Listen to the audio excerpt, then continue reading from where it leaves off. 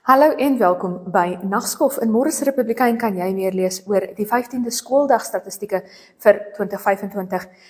Dit dan nou 'n verslag wat elke jaar saamgestel word met die skoolbywoningsstatistieke van elke 15de skooldag. Onder meer is daar in hierdie verslag bevind dat die oorgrootste meerderheid van Namibiese leerlinge op laerskool is. Dit dan nou 72% van Namibiese leerlinge wat op laerskool bywoon en dan 'n skamele 27% op hoërskool. Graad 1s was ook dubbel soveel soos graad 11s en 12s altesaam. Graad 1s het 12% van Namibiese leerlinge opgemaak, terwyl graad 11 en 12 saam slegs 6% is. Kommas blyk die volste skole te hê met ongeveer 774 leerlinge per skool, terwyl die Oangwena streek die meeste leerlinge op skool het. Oangwena streek se leerlinge is so wat 14% van die totaal.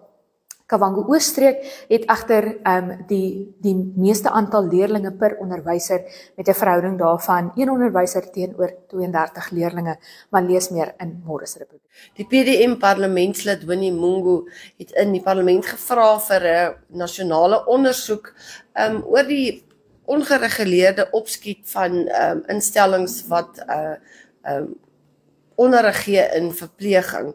Volgens Mungu was daar 'n moratorium op hierdie kampusse in goed geplaas, en dit sou van 1 Januarie vanjaar reeds geld, maar dit word glad nie uitgevoer nie. Mungu het skokkende statistieke bekend gemaak. Sy sê die instellings, hierdie betrokke instellings wat nou spesifiek fokus op verplegingsstudente, het van 2012 en 2015 tot byna 50 verlede jaar gestyg.